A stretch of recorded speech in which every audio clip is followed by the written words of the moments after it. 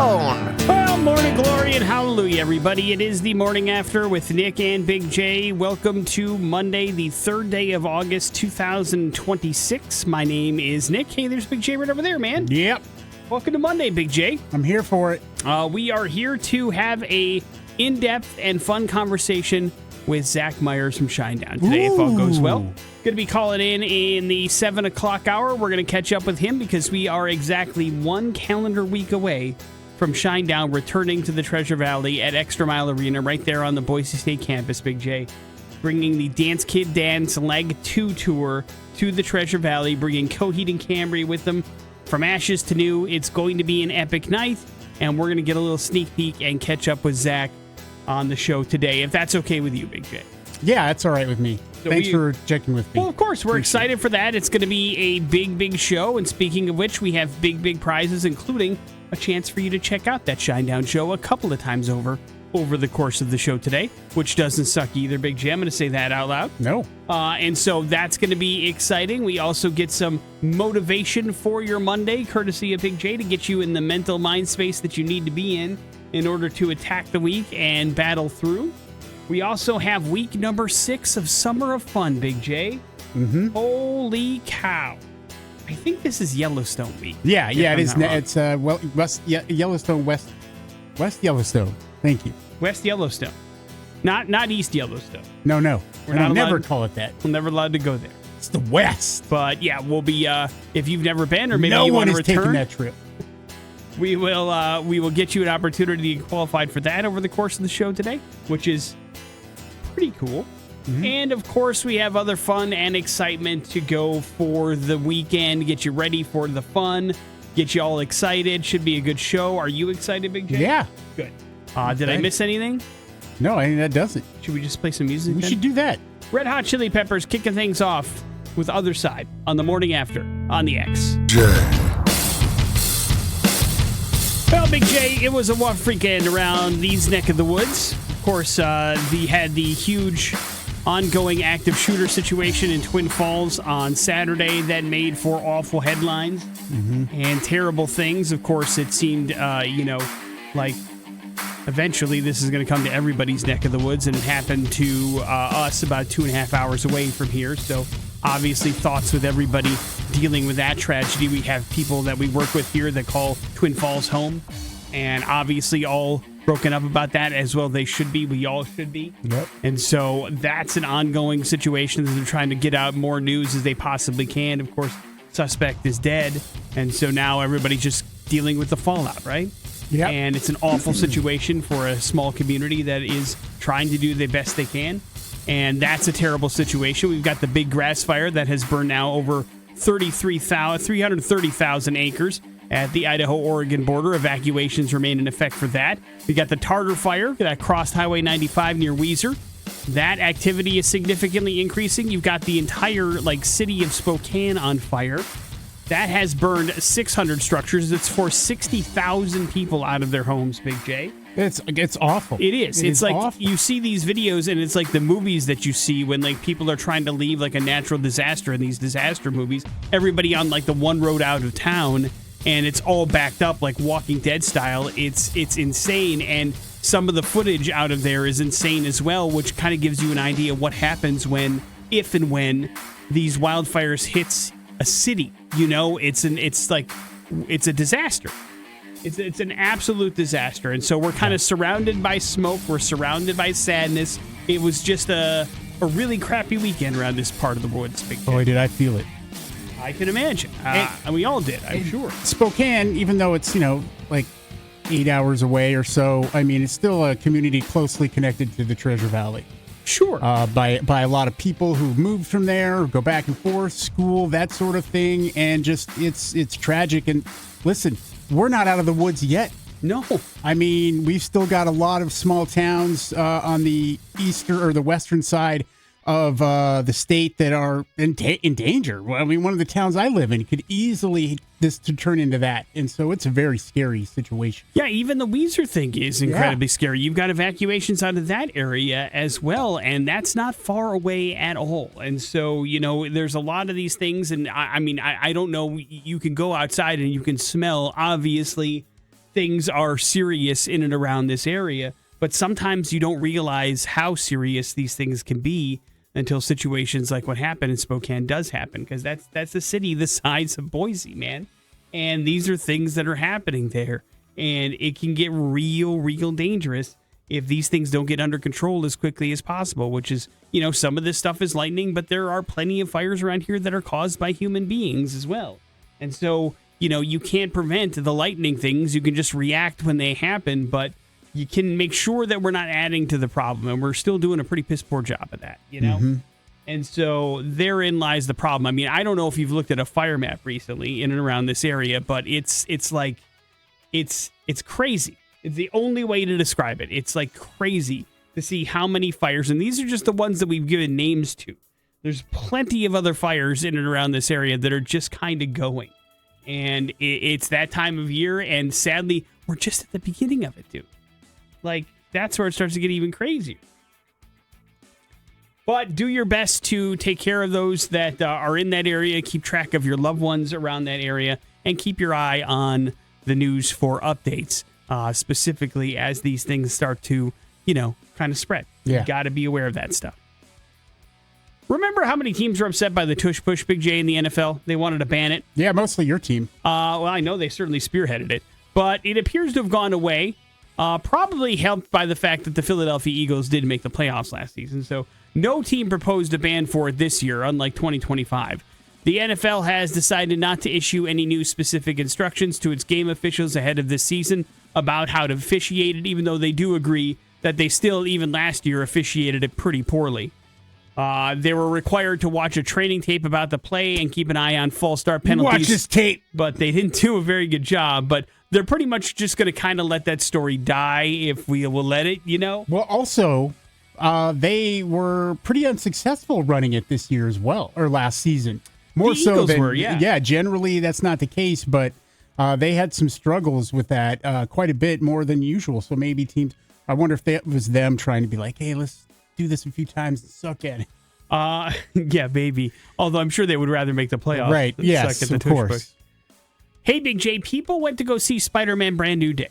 Are you sure? This just Any in. of them? A few people? Yeah, it shattered expectations. They were expecting a big weekend. They I didn't think it we was were going to all be. expecting a big. I don't think none of us expected this. Yeah, it's the second biggest domestic opening weekend ever. $355 million just Domestic. here in the United States. Who cares about that? Well, I believe it's the everybody international. does. Sure. It made $500 million internationally. No. $527 million over the weekend. It made $927 million, almost $1 billion. No, internationally, just the international side. I'm not talking about but overall, altogether. yeah. It's sitting at almost $1 billion. Yeah. Crazy. It's $927 million worldwide. It is the second largest global and second largest North American opening box office weekend. But, of course, it's still behind one movie, Big J. Do you know what number one was for the biggest weekend ever? Was it Endgame? Yes, Endgame is the number one holding for that. It was pretty impressive. Of course, there was tons of sold-out theaters, all sorts of stuff, and it still made a ridiculous amount of money. Now, no slouch, by the way. Odyssey still made $51 million in its third weekend as well here domestically in the United States. So it continues to rake in money, too. Toy Story 5, number 3, Minions and Monsters, number 4, Moana, number 5 at the box office this weekend. But it was all about Spider-Man and his brand new day. Toy Story already passed $1 billion. Yep. And then the Odyssey almost there in the 3 weeks. And then in just 1 week, Spider-Man is there. Yeah. So you've got about $3 billion right there sitting at the box office in this month alone. Yeah, I mean, again, it really does showcase the three things that will take people to the theaters. Number one, a huge family movie. Number two, a cinematic event. And number three, a Marvel movie that nobody wants to get spoiled. And of course, the first Spider-Man movie in 5 years, which everybody tends to love. Yep. These things will bring your asses to the theater. Everybody else, good luck. You're on your own. Because not even the Minions are pulling it off anymore. Morning After Poor with Minions. Nick and Big J. There's your first round of important stuff. It's the X Rocks. That's the Fighters of Foo on the Morning After with Nick and Big J. Anybody that listens to the show, Big J, knows over the years you have not been a big fan of your Roomba. at the Big J abode, the robot vacuum that cleans the floors in your house. Has that, I guess, animosity waned over the years? Are you more used to it, or do you still have fresh rage in you every time it starts up? Less rage now that Lincoln's not in the house anymore. He would really, all he would do is bark at it and chase it after around. But it also doesn't seem to be on a lot when I'm around. So I don't know if it's getting great usage. Or have they changed the programming times because they know you're not a fan? No, I don't think so. No, it's just not being used that much? I did see something, though, Nick, and I don't know if this is what you're about to talk about, that I was like, well, maybe this would make it more enjoyable for me. And it's like there's a top thing you can put on it. It looks like R2-D2. Oh, it just changes the look to make it look like a Star Wars bot? Yeah, it looks like R2-D2. It can't go under stuff, which is nice. It kind of answers my question. My wonder was, is it the design itself that bothers you? Because there is a service out of San Francisco called Tau Robotics that is launching a new program this week, which is offering humanoid robot home cleaning services at $30 an hour. These are robots that look like human beings. They aren't like, just kind of circular little things that clean floors. They also do countertops. They do other things. Not a whole hell of a lot. That's where the kind of divide is, though. It's not like we're not in like Jetsons Rosie kind of territory yet, where it's doing all of the cleaning. And it's also not fully autonomous. So human operators control each machine remotely with AI assistance. A human adult must remain home during each visit, and the service handles basic tasks like vacuuming, wiping counters, those kinds of things. But they caution people to say, listen, the one thing that they can't do, it's still a little bit too early to be able to pick up like large objects off the floor or smaller objects. They can't pick stuff up. That's why you kind of have to be there, get stuff out of their way for them to do the job they need to do. Another potential concern for customers, the cameras on the robot record footage, and Tau's terms grant the company a perpetual worldwide royalty-free license to the footage that it does in your home so that they can use it for promotional things, but also, maybe there's stuff in your home that you want people to see. Who knows what that may be, but that would also go out over there. This marks the second robotic company that is offering home cleaning services in the San Francisco area. There is there's a company called Gatsby that offers a similar service, and that's $150 per clean, no matter how much you need them to do. So there is that as well. Would it make you feel a little bit better if these were robots walking around your house, Big J? Like just walking, like humanoid robots? Yeah. It would. Yeah. So it's about the smaller, kind of sleek little disc design that throws you off a little bit. If it was constantly bumping into everything. If we had a more advanced one that had like the LiDAR in it and it just, knows where it's going and it knows where it's supposed to go, as opposed to the older version where it's like, I think I'm going this way and this is where I'm supposed to go, but I'm not really sure. And then it bumps into something and turns around. Got it. You don't like that it bumps into things. Yeah. It makes it feel like a dumb robot. Right. And you want a smart robot. I don't want a dumb robot up in here. So, listen. To me, $30 an hour seems somewhat reasonable, but it doesn't seem like they're going to do a ton of cleaning. You know what I mean? I picture it's like having different robot tools to be able to clean things more efficiently. I don't think we're there yet. Like scrubbers and things that come out of its arms. I don't think we're there yet. Go Gadget. It doesn't even sound like they do like dusting or anything like that, and certainly not getting down or any deep cleaning. But if you needed to run like a vacuum for you or wipe off a counter, it will. But I think we're still a little bit away from the kind of cleaning that you're envisioning in your mind, but maybe not as far away as we might think. So coming soon, you could have humanoid robot maids. Humanoid. And, I don't know. It depends on how big your house is, but $30 an hour might go pretty far if you live in a small place, right? Yeah, you're right. Morning After with Nick and Big J. There's your robot news. Coming up in a few minutes, your Monday motivation from Big J next on the X. It's 3 Days Grace. I don't want to go home tonight here on the Morning After with Nick and Big J. It's Monday. Let's get you amped up for the week. Big J's got some motivation for you. Let's get you amped up! Whoa. And boy, did I need that yesterday, Nick. The key word here for today's motivation is determination. Being determined. It's a great Mudvayne song, Determined, filled with lots of swear words, but it's one that often will pop up in my head. And here's the thing. It's like, I don't know if, determination is like a natural thing that you automatically have. I'm not sure where you get determination from, but you absolutely 100% need it in order to get stuff done, especially stuff that you absolutely don't want to do and stuff that you absolutely can find an excuse not to do in that given moment, Nick. And this was me over the weekend. Excuse me. As, it's been a few weeks since I've had the opportunity to touch the lawn, Nick. I just have not had the opportunity. It's been blazing hot. Big J not going to die doing the yard, that's for sure. But with me not having done it for a couple weeks, let me tell you what, it was in a situation where it had to get done this weekend. I absolutely had to do it. It was going to be a situation where, they were going to take away our house. I don't know if that's something they can do, but it sure felt like that. And so I was like, man, I got to do this. And yesterday was the perfect day to do it because, look, much cooler weather than what we've had here recently. The problem is the grass got so long that it's wet all day long. And that is, that's something that my Ryobi lawnmower does not like to use at all. So that means it's going to take twice as long for me to get this done. And I swear to God, I wake up Sunday morning, I got vertigo, I don't feel good, and I'm like, I debated for a while about not even bothering with it just because I didn't feel great. But then that's when this thing in the back of my head starts going, you got to get this done, dude. You got to get this done.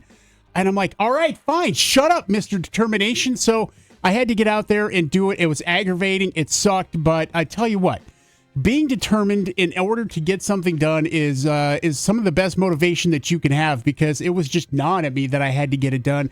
And I went out there, and despite some of the obstacles that I had, I finally crushed it, got it done, and swore to myself, I'm not going to let this happen again. So no matter what, like next week or later, even this week, I'm going to mow that lawn again so I don't have to deal with this. And it keeps getting longer. The longer and longer it gets, the harder it is.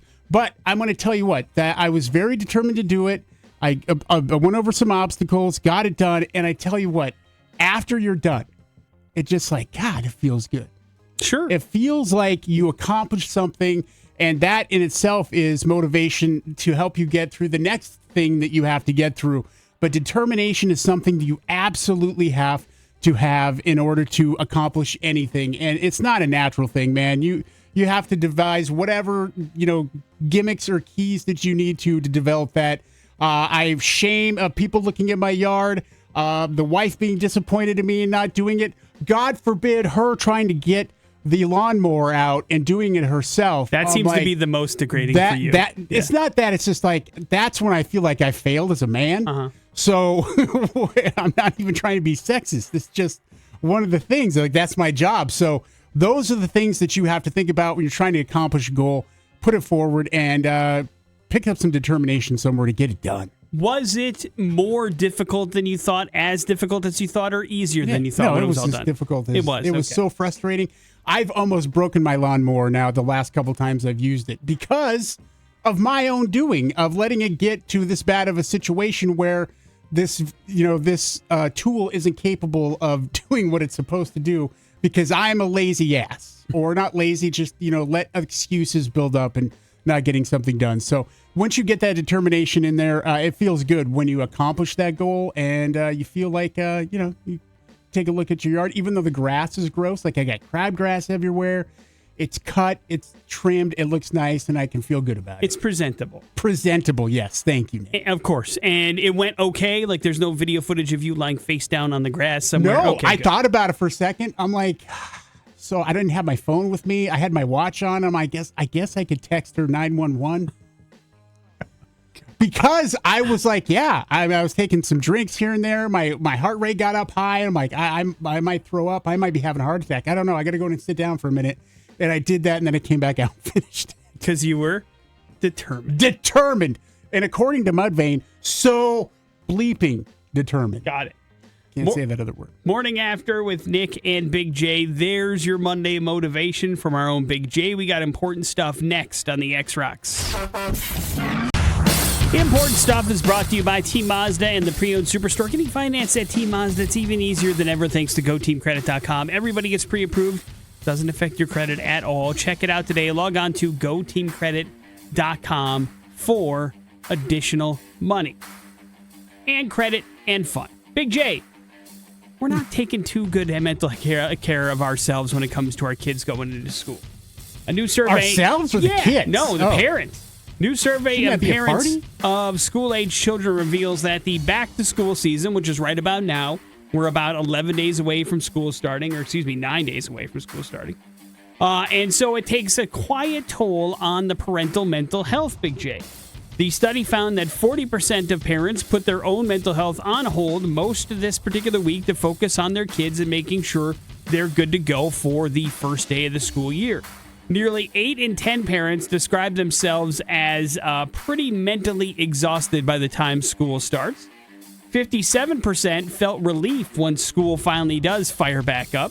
Most also feel guilty about that, so there's additional, mental health stress. Like, why do I feel good about sending my kid away from me 7 hours a day? I should love hanging out with them every waking Right. minute of my life. It shouldn't feel overwhelming at all. What the hell's wrong with me? And so parents give their children an average of 4 pep talks weekly because, usually it's a mind bleep for the kids too, right? Oh, absolutely. Getting back into it, if it's a new school, if it's a transition from middle school to high school or elementary school to middle school, all those things take a mental toll regardless of how old you are. Only 14% of parents seek professional mental support, and so that's another part of the problem. Parents may find themselves relying on their own support system, people like their partner, their friends, and parents. But again, 80% of people say just not getting enough support from that area either. And I keep a lot of these things internal, and so that makes it difficult for people to know how much I'm struggling. It's a tale as old as time, Big J. But until we can get over that hump to realize that maybe having a conversation with somebody and prioritizing our mental health is important, it's tough to break down that barrier, I mean, and that's too what friends are for. Like, I mean, it doesn't mean you don't necessarily have to talk to a therapist just to get stuff off your chest. Right. And that a lot of times will just help. So, it's okay to complain about stuff. Just don't do it to the kids. Right. You know what I mean? It's one of those things. And obviously it's like the walk of life. It's like, hey, you got to sacrifice for your kids, etc.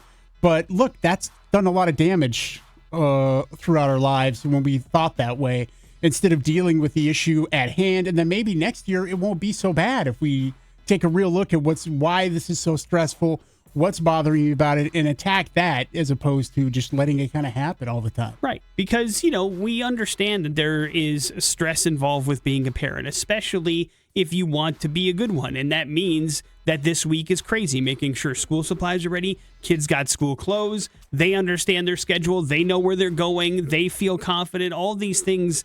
It's a lot for you to help process. And if you've got 1, 2, 3, 4 kids going through this process, it can become overwhelming. Yeah. And understanding that other people are going through this as well and maybe share your experiences or finding a way to deal with that stress is imperative. Otherwise, it will overwhelm you permanently, and that's no good. Start taking chips away at your mental health, and that's not fun, Big J. No, we can't have that.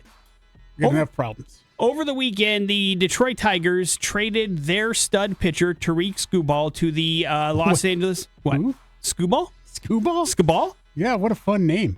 He is the Cy Young Award winner, of course. He's won the past 2 American League Cy Young Awards, and he was traded to the Dodgers for 3 minor league projects. And so he joins the pitching staff already with Blake Snell, who won the 2023 Cy Young Award for the San Diego Padres. Of course, you've got Ohtani pitching sometimes, although probably not this year. But the Dodgers, again, coming off of the World Series, they have the best record in baseball. They just traded for the best pitcher available, adding into their rotation.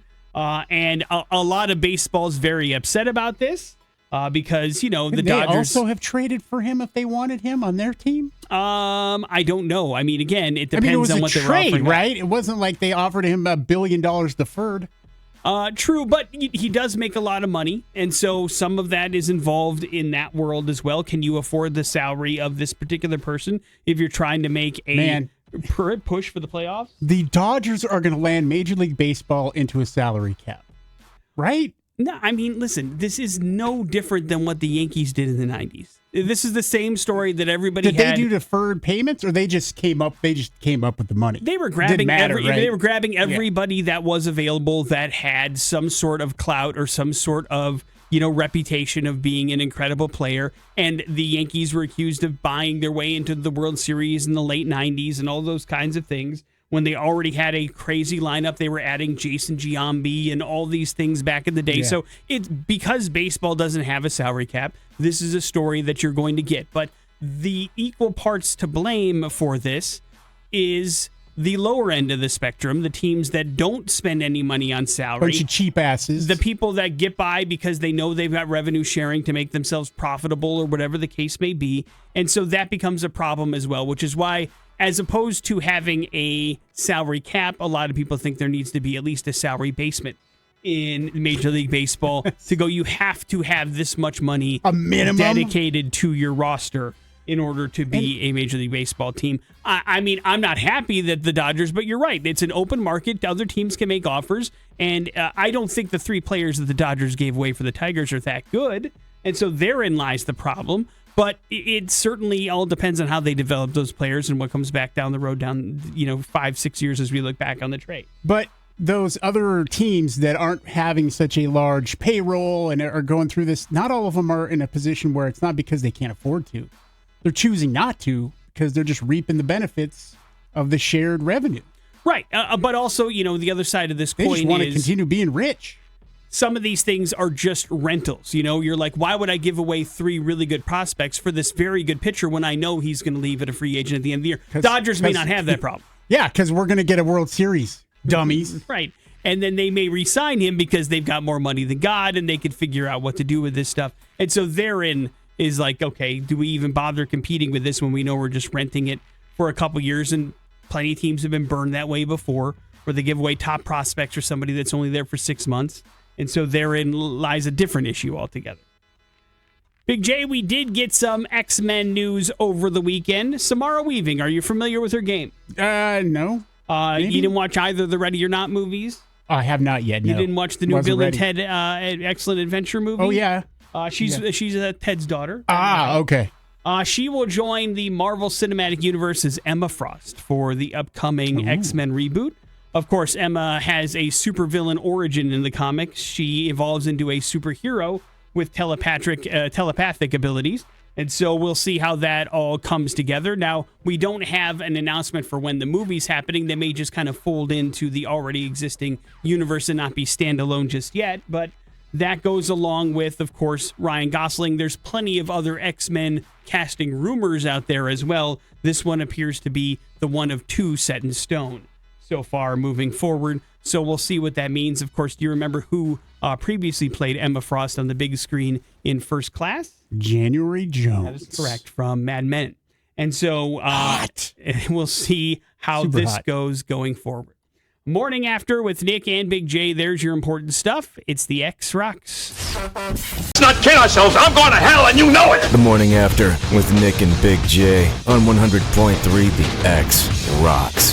Headed to Silicon Valley for today's We're Going to Hell story. Big J, San Francisco. home of all the tech and fun and cool things that are out there, right? Yeah. So everywhere you look, there is a new tech company or a tech company that's been there forever.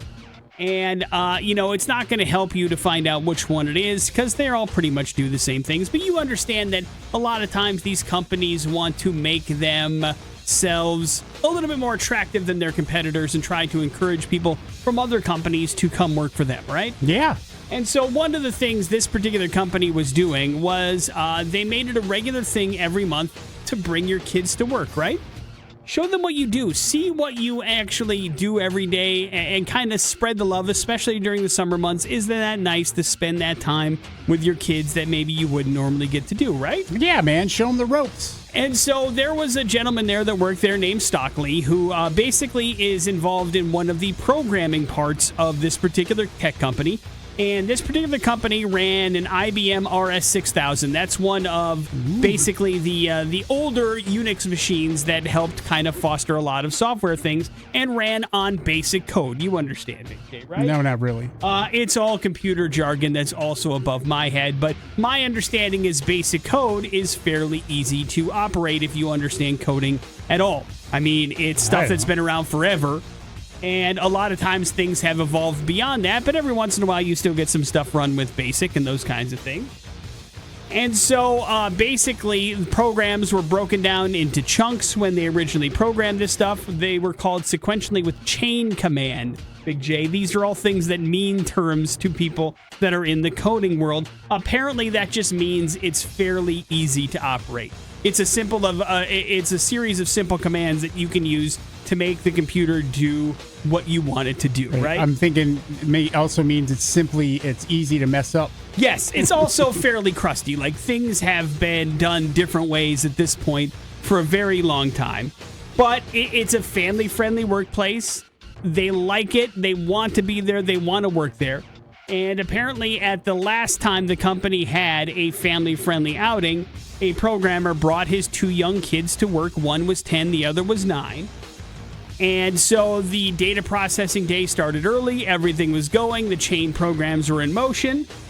And then the boss parked his kids in his office and basically went out to grab a cup of coffee, Big J. The terminals were switched on and logged in as root computers. This means they control a lot of things. It was then, as the gentleman left the room, that apparently the 9-year-old daughter, recently seen in saw a movie where a young girl somehow acquired Unix skills and saved the day by typing shutdown into the computer system. Oh my God, no. And so she does this. And when her father returns to the office, the daughter greeted him by saying, quote, "Look, Daddy, shutdown worked just like it did in the movie." Oh, no. This is when the company went into panic mode, Big J. Apparently, the people and engineers and people that put it all together needed 36 hours to repair the damage the daughter has caused by typing in one word into the Unix system that caused a lot of problems on Bring Your Family to Work Day. Yeah, listen, now, at least we know why there's no more family day at work. Like, sometimes those things just go away and you don't really know why. Yeah. This is one of those examples. You know exactly why it was a bad idea. Yeah. I think it's a day and a half to fix it. It's this guy's fault. Because he's a dodo and left his kids with an open terminal in his office. I guess when you're thinking, like, there's it's no not way. the kid's fault. No. Fault. You're thinking there's no way my kid knows Unix code. How much damage can they do? I suppose. But then you forget, oh, yeah, we watched War Games or whatever the hell movie you watched that had this in it. Iron Man 2. So you're like, oh, my God. I guess, you're never too young to learn code, and you're never too young to learn how to shut down a completely antiquated way of running a business. But, hey, when it works, it works. I mean, really? It just takes that to type out shutdown? Come on. It's part of the story. They're talking about how, like, it's crazy how old and like, kind of antiquated this system is, that this caused all that damage. But yes, it did, and so that's something to keep in mind. Keep an eye on the kids. Yeah. Bring your family to work then. Morning After with Nick and Big J. Zach Meyers, guitarist of Shinedown, next on the show on the X Rocks. Shinedown Dance Kid Dance on the Morning After with Nick and Big J. 1 week from today, that band returns to the Treasure Valley at Extra Mile Arena. You can grab your tickets at xrock.com. There's still some available. We'll be giving away a couple of chances over the course of the show today, and it's time to catch up with one of our old friends who is part of that band, Shinedown. He plays guitar and does a lot of other really cool things. His name is Zach Meyers, and he joins us on the show right now. Good morning, Zach. Thank you for joining us so early. We appreciate it as always. How goes Leg 2 of the Dance Kid Dance Tour so far? It's good, man. All the shows have been really fun. Like, we've had some on this tour that felt like the best ones that we've done in a couple of years. So it feels... of the whole Dance Kid Dance era, they've been really good. So yeah, you get a chance to take a little break and then come back around and hit the rest of North America. We're so happy, dude, that you're finally getting a chance to come back here to Boise. So August 10th has been a date that we have had on the calendar and looking forward to for a long time, because we sure as hell love you guys here. Yeah, man, we're excited to come back. It's always a place that I genuinely love playing. So we're going to try to cram as much of the show in there as we can. And of course, you're on the heels of the brand new record 8 that just came out, man. Let's talk a little bit about the making of that record. Was it different for you guys? Because we've talked to Brett over the years about how he's very conscious about the kind of lyrics and not doubling up on things.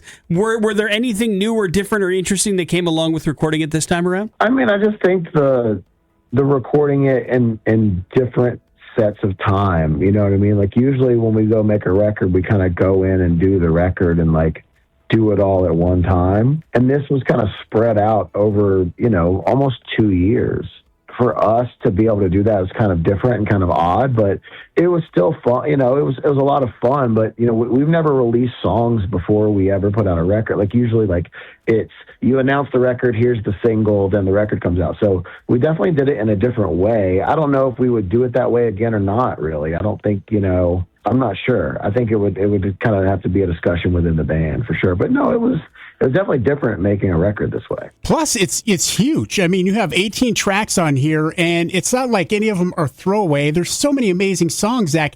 How do you decide, like, well, we can't play every one of these songs on our tour, a new record? How do you decide which ones of these to play? Because they're all really damn good. I think right now for us, it's just about kind of playing the singles. We do about 20 to 21 songs a night, and 10 of those songs change up every single night. So you want to do some stuff for yourself and kind of fan service stuff that's maybe not maybe wasn't a single, and we kind of do that every night with the B stage. But then it's kind of like you got to kind of play the stuff people know. So I think we're doing like 4 or 5 off the new record right now. But I certainly hope that eventually we can do the whole record. It's a record I'm super proud of. I'm honestly right now, and like my biggest pet peeve is when people go, "This is our best record. This is our best record." Like I don't know if this is our best record. That's kind of up to everyone else, But it's definitely my favorite record right now, and that changes often too. Sometimes Madness is my favorite. Sometimes it's Amaryllis. Sometimes it's Threat, so like that all changes too. But I think for me right now, it's my favorite record. I'm very proud of it. Zach Meyers joins us, guitarist for Shinedown, going to be in town coming up on August 10th at Extra Mile Arena. You can grab your tickets at xrock.com. Zach, one of the cool things that we are doing in tandem with you guys is giving people a chance to walk through the Shinedown Museum. Now, that's been on tour with you guys. Have you had a chance to kind of take a look through that and see some of the stuff from the past? Anything that stuck out to you? Yeah, I mean, there's a couple really cool guitars in there that I haven't seen in a while, like the classic Louis Vuitton guitar that I played for literally 15 years on tour. There's a lot of old clothes in there that maybe I regret or don't regret wearing on stage. There's a lot of fun stuff in there.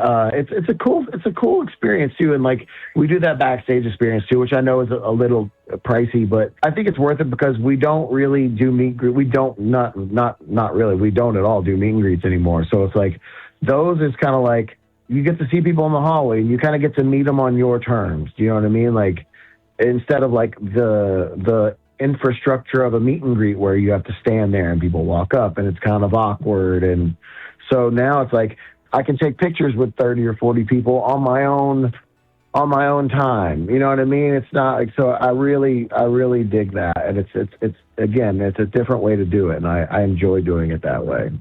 Zach, as a human being, we live in some place for 10 or 15 years. Man, the amount of stuff that we collect it's just, it can become a real problem sometimes if you turn into yourself to a hoarder. Does it surprise you sometimes to how much stuff you've acquired over these 20 years of touring and just like how interesting it is for some of us to see some of that stuff? Yeah, I think it's really cool. Like I want to, next time we do it, put a bunch of the fan gifts in there and stuff, because I save a lot of that stuff for the whole band. Like I've got, I call them Costco bins with the black and yellow 80-gallon or 80-quart bins or whatever. I have probably 10 of those at my house. Full of just fan stuff that we've saved over the years. So I think it would be cool to implement some of that stuff in there as well. But yeah, I really enjoy getting to go through and kind of see all that stuff. It's super cool. One of the things I've enjoyed following you over the years, Zach, is your custom picks that you have done over the years. You must have thousands of those stacked up over time, right? Yeah, thousands and thousands and thousands. I with the company that we use, which is probably, literally one of the biggest the biggest pick company who makes picks for artists. I have double the amount of picks made than the person that's in the second place to me. Is there a favorite one that sticks out? Like this is the pick of all picks. The one of the first ones I ever did of my dog, I really love. There's the classic one people look for, which is just a picture of my little brother on the front, and then it has a picture, a description of how to put on a condom on the back for no reason. Yeah, I've done some, I think I did a Boise one time that said, why does the Taco Bell arena not have a Taco Bell? Like I do them for every city now, so they're different for every city. Zach Meyers joins us from Shinedown, going to be in town on August 10th at Extra Mile Arena. Going to be one hell of a show. You can grab your tickets at xrock.com. Zach, one of the things that Jay and I talk a lot about on our show, the importance of mental health and making sure you are on top of that stuff and keeping yourself as mentally fit as you possibly can. And of course, it was really nice to see the band kind of come together and rally around your brother Eric as he is dealing with some stuff. It's great to see a band of your size and your stature have that kind of solidarity. I imagine it wasn't even a conversation to have his back in something like that, right? Oh, no, not at all. I think we would do the same for any of us. Do you know what I mean? Like, I think for us, like, listen, man, we're a busy band. We're working a lot. And for Eric, too, like, for me, like, my jobs in this band are the production and designing the show and the set list and doing and touring, all the touring side of it, right? For Eric, he's got to write a lot of songs. He's got to make the record. He's got to produce the record. He has to engineer the record. He has to mix the record. Like, I can't imagine the burden that weighs on you with, and you're also doing it for your own band. So you don't want to let yourself down. You don't want to let them down. There's just a lot going on. And so for me, like, I think for any of us, we would have done the same thing, and for the first time ever, like, we actually discussed, like, could we postpone this for him and, like, try to do, maybe later? But the truth is, like, our year is so full that, like, there was just no way. So the fact that, again, right, and he's got to feel good, too, because we have to have two guys come in and fill in for him. Like, that's how much stuff he does on stage. So, the fact that we had Josh and Zach come in and learn, 45, 50 songs in the span of, 4 days is insane. So I think the fans are very appreciative of them because we didn't have to cancel the tour. Yeah, Zach. I mean, you on top of that, though, too, just the fact that, everybody's standing by and also talking about it openly and in public really is like, who knows how many people right now are being helped, at least to find something within themselves, to better themselves and to really look deeper and be like, hey, maybe I'm not okay and maybe I need to get some help, too. You can't put a price on that. Sometimes all you got to do is talk about it. I feel like that once you talk about it, other people may feel it's safe to talk about. And that's the best thing. You just want to start the conversation. I think for me, like, when you talk about those things, it opens it up for, again, other people to feel like, okay, maybe I can reach out to my friends and maybe they'll be there for me. I think I always said, like, somebody's there to help you always, whether you think it or not. Zach Meyers from Shinedown joins us talking about the show August 10th at Extra Mile Arena. Zach, I got to ask, Memphis Grizzlies basketball, man. I mean, honest to God, what are we looking at? Man, I'm stoked, honestly. Like, I love Ja Morant. He's a person who I know. His daughter and my son are really good friends and hang out all the time. But you know what, man? I love him to death. The guy played 75 games in the last 3 seasons. It's like, it was time, I think, to move on for both him and the organization. I'm very happy. Like, Bleacher Report kind of did like a mock starting lineup for us. And I was like, I think we're going to have a good young team, man. I'm looking forward to it. I'm glad this anti-tanking rule is kind of coming into effect. I love the fact that 29 teams voted for the anti-tanking rule, and the only team that voted against the anti-tanking rule was, you guessed it, my team. So yeah, and listen, like, it's tough for me, right, when I do these things because, like, I'm friends with the GM and he knows that I publicly talk smack about him. Funny enough, I was flying home from Miami one time and I get in my seat and I'm in, like, whatever, 2A, and then 2B's kind of open, and then I see him come in and I'm like, oh God. And he sits right next to me and he's like, can you please stop talking about me publicly? And I'm like, no, I will not. And we had a really good long conversation. It's like, but I got to understand these moves as listen, if I didn't have a vested interest in this and, like, stock in the team, and, like, I've been a season ticket holder for 19 years, like, I wouldn't take it so personally. But I hope the season goes well. I'm always there. I've been there through way worse years than the last couple. So cautiously optimistic heading into 2026, 2027. That's honestly how I should have answered that question. Just saying, possibly optimistic. No, your answer was best. I liked it, man. Speaking of which, this is going to be the clip now. I can't wait. We are looking forward to the 10th, man. Thank you for carving out some time for us, Zach. Travel safe. We'll see you in a couple of days. All right, brother? All right, see you guys. Thanks. Thanks, man. In the news today. The Morning After with Nick and Big J. Import Stuff is brought to you by... Listen, man, we're going to have some fun on Thursday. The official first X-Fest pregame party is going down Thursday night, so come hang out with us and Adam this Thursday, 6 to 8 p.m., pit stop in downtown Meridian. Your chances to win free tickets to X-Fest 2026. Giving them away every 30 minutes, so come on down and say hello, along with some other cool stuff from the X-Rock stock. Join Adam this Thursday, pit stop right on the corner of Broadway and Main in downtown Meridian. We'll be out there with 100.3 The X-Rocks, and hopefully you will as well. Big J, did you know that Friday, July 31st was National Orgasm Day? Oh, no, I did not know that. How did you celebrate? I don't think I celebrated. Sad. It is. I would have if I'd known. A new survey found that 47% of American workers say they have had sex during work hours in celebration of this day. Also found, do you believe them, Big J?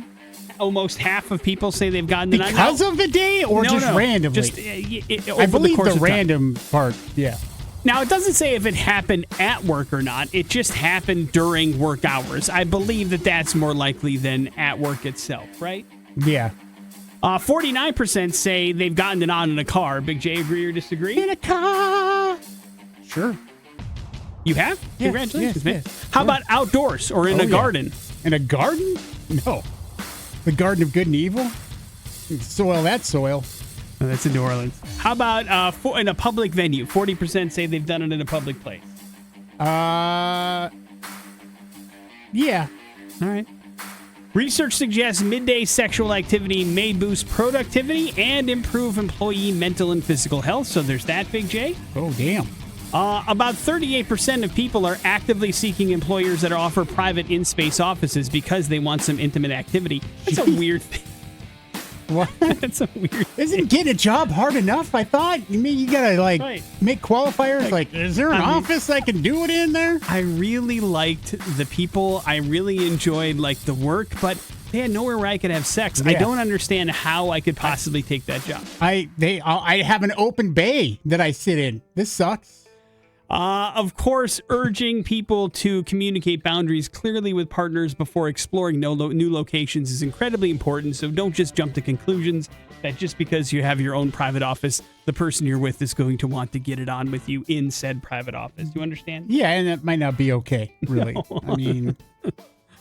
I mean, as a matter of fact, I would almost go as far to say it's definitely not okay.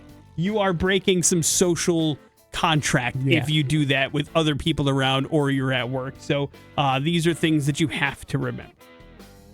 Big J, you're familiar with George Kittle, the tight end for the San Francisco 49ers, right? No, tell me more. Of course I am. Did you know he is adding acting to his resume? Yeah, I haven't heard specifically, but I imagined that would happen. Well, he's making his debut in Dinosaurs of the Wild West.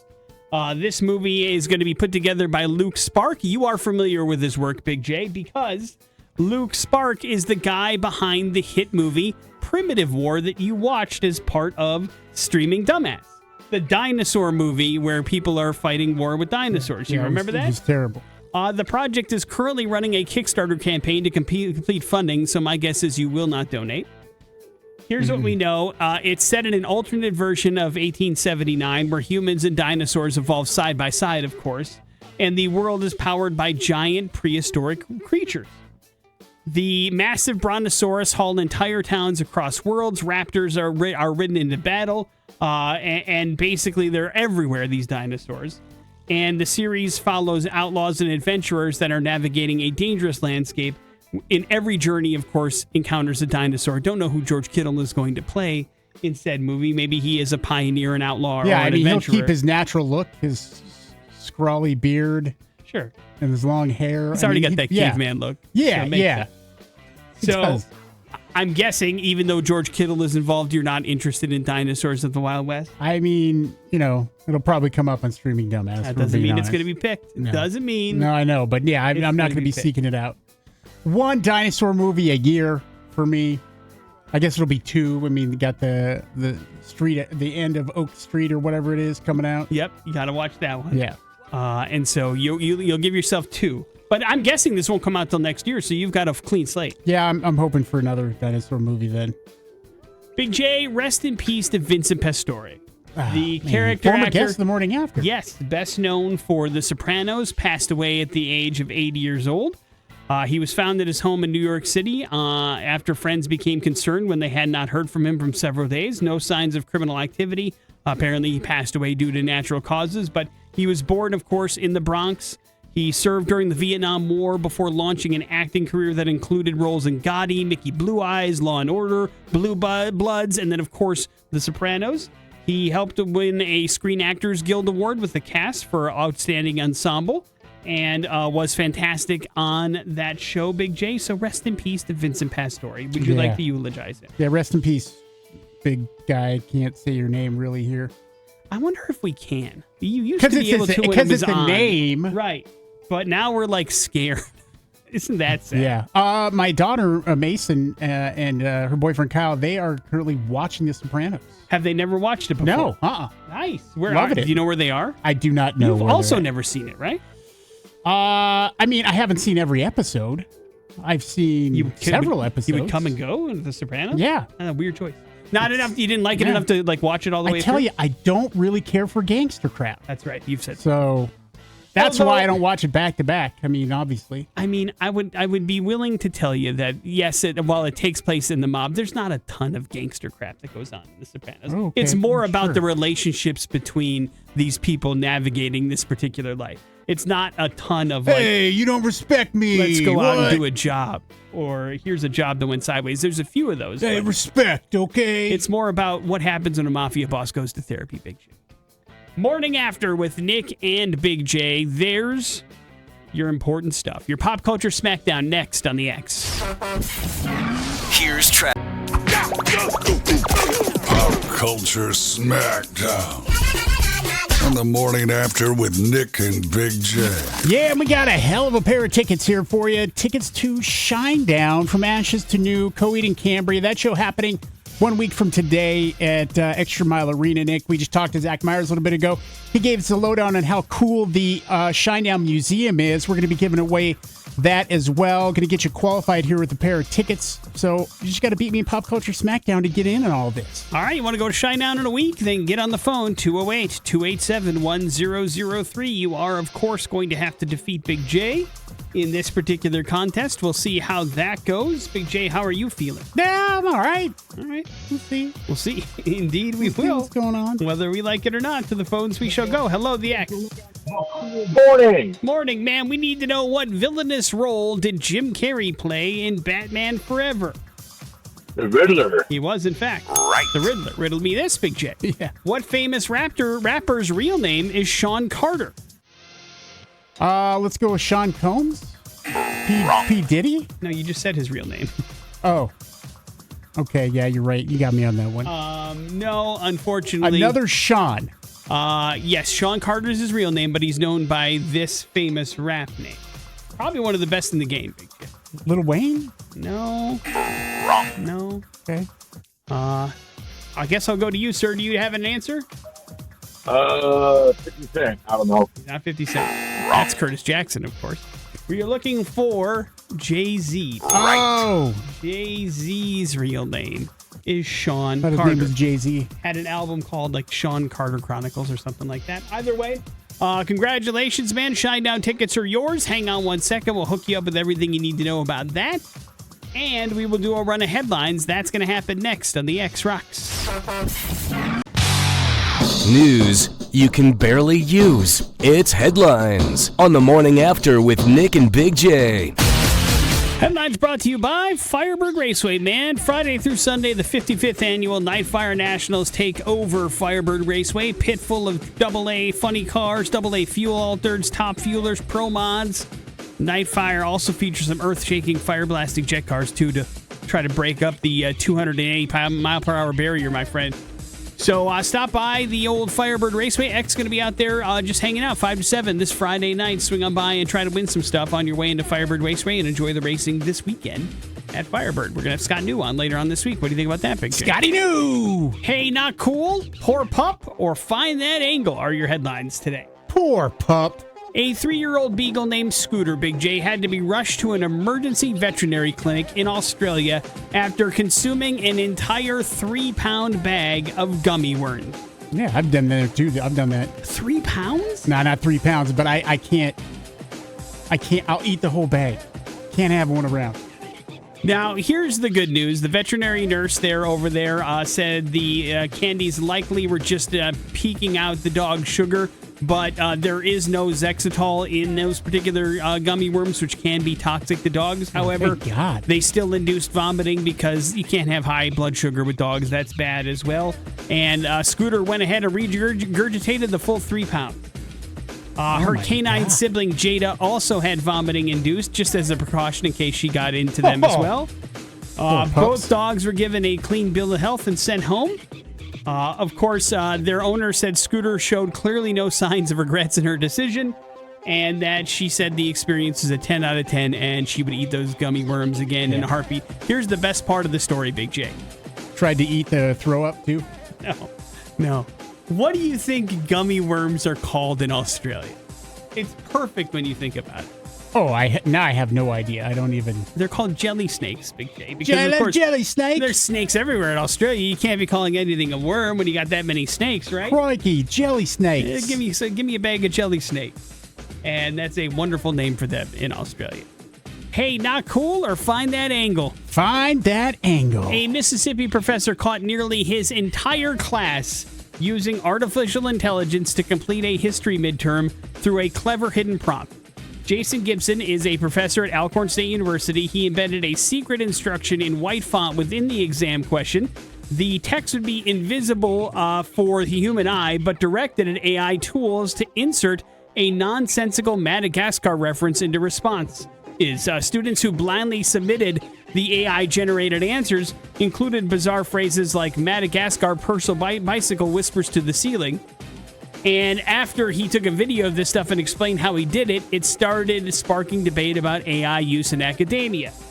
Now, this university supports creative efforts to preserve honesty, but declined to address the case directly. Gibson adjusted 1 grade after a student provided she had seen the hidden text. His biggest concern wasn't AI use itself, but the students weren't even proofreading the submissions, and he wanted to use that to kind of prove it. It's like, you're not learning anything if you're just busting it through and then giving me what it prints out. Yeah. Then you're just not, even proofreading this stuff. And that's the biggest problem. AI, of course, continues to be a problem in university and colleges and those kinds of things. I guess my biggest issue is, I know you have to go through some general classes in order to get a degree in some sort of collegiate kind of field, but at some point you have to realize that you're paying for this, right? You want to get into some sort of field with this degree that you're earning, so you not learning anything from these classes seems against the reason why you're, logged into a college class in the first place. Yeah.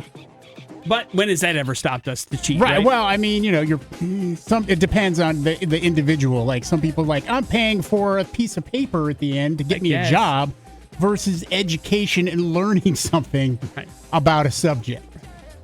But then again, Big J, Madagascar Purple Bicycle Whispers to the Ceiling may be something we all need to know. No, we don't need to know that.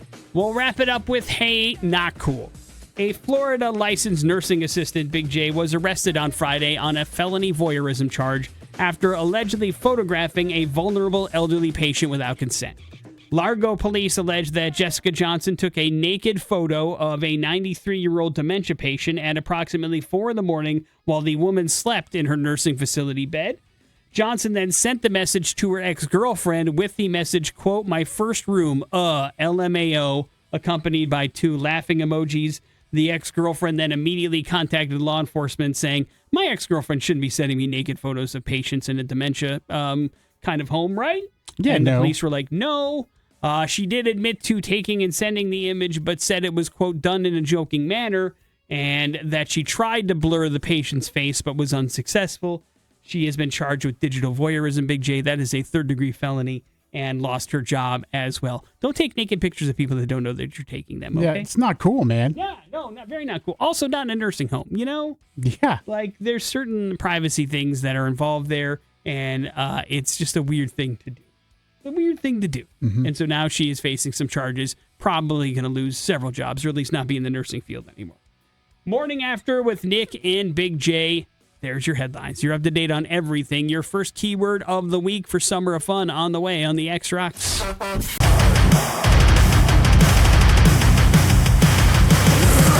That's the latest from Five Finger Death Punch, Eye of the Storm, here on the Morning After with Nick and Big J. And Big J, you're just out here trying to save people's marriages, man. Yeah. Apparently, Nick, I didn't know this, but one of the more difficult side effects of weight loss drugs like Ozempic and Wegovy, ending marriages, Nick. My God. Left and right. Yeah, studies show that major weight loss can double, Nick, your odds of a divorce. Is it for the gross reasons why I think it is? Yeah. Like now you're skinny, so you think you're better than the person that you're with? Yeah, probably. Oh, losing a lot of weight can lead to major changes in confidence, lifestyle, priorities, and even attraction between partners, Nick. And one partner's transformation can create tension if the other doesn't have share the same health journey.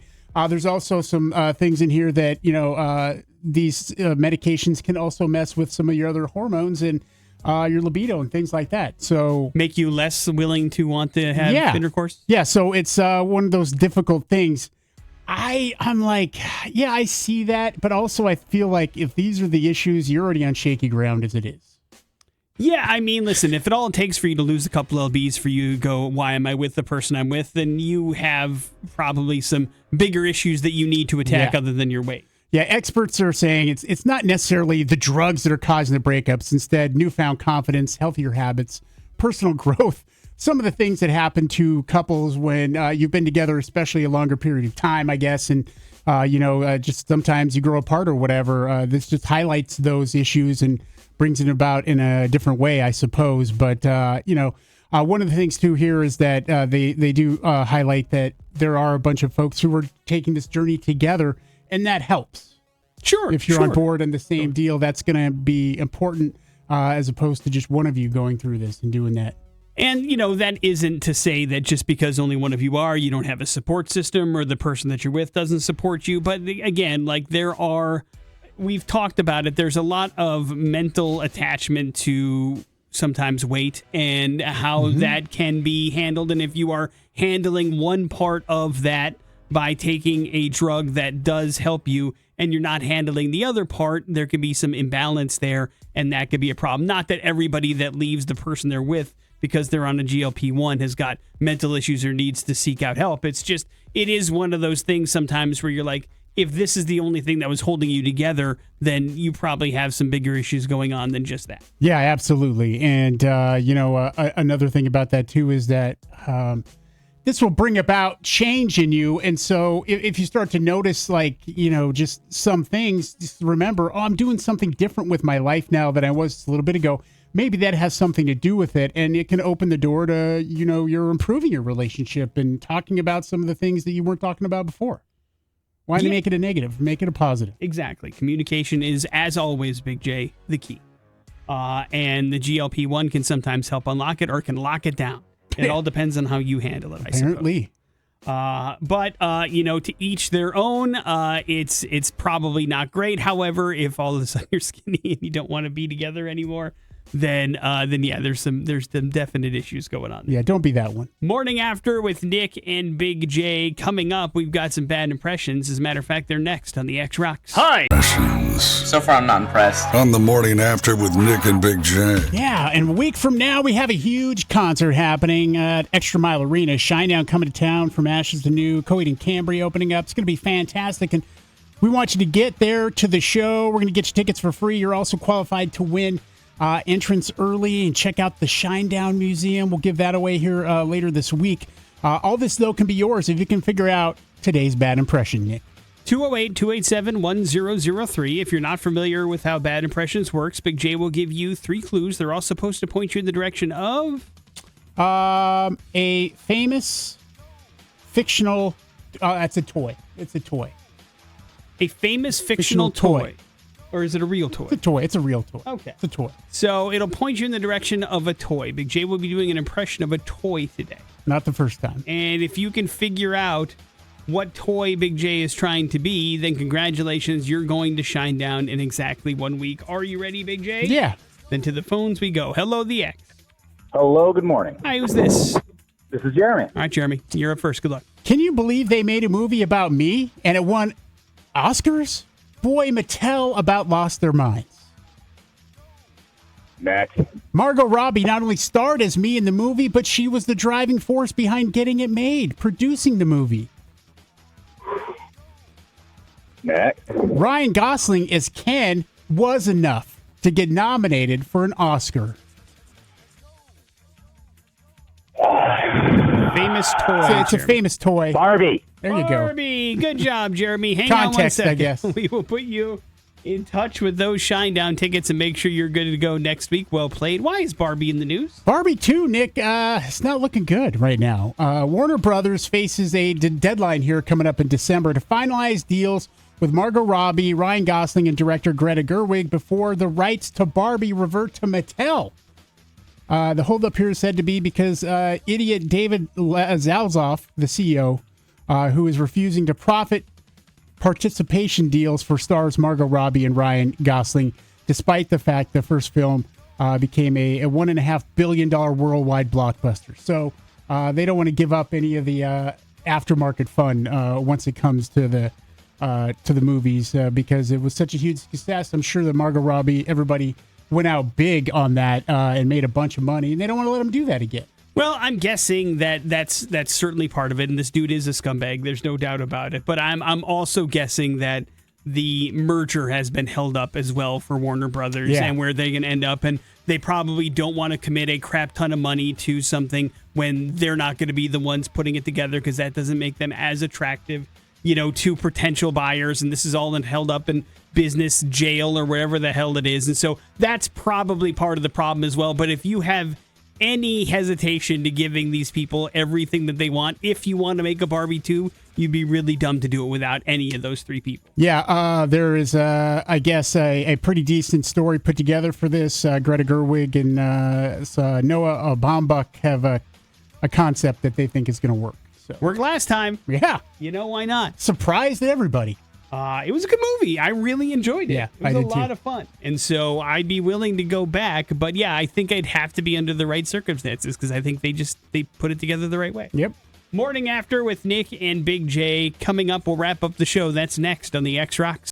That's the latest from Perfect Circle. It is called Starless, wrapping up the Morning After with Nick and Big J on this particular Monday. Thanks for hanging out with us. We had a chance to give away some Shinedown tickets today a couple of times over. That was pretty awesome. That will continue tomorrow, by the way. We also had a chance to talk about robot maids, bringing your kids to work day, having sex at work. Those were separate things that we didn't talk about, not together, of course.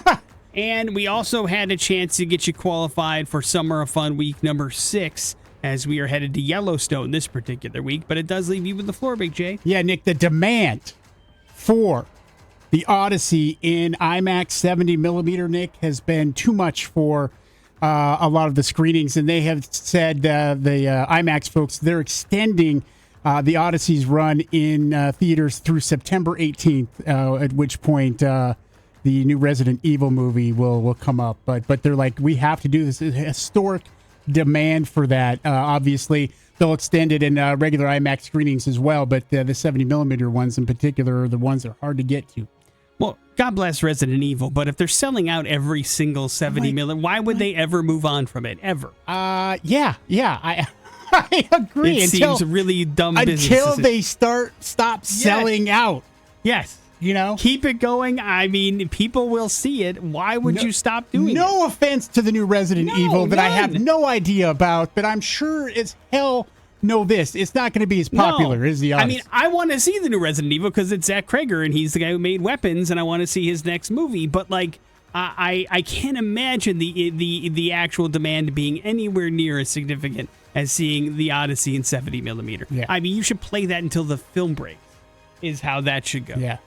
Or at least put on several screenings a day. Maybe it's not every single thing, but you do like two. I haven't looked how that rolls, but I mean, you could fit some more screenings in there.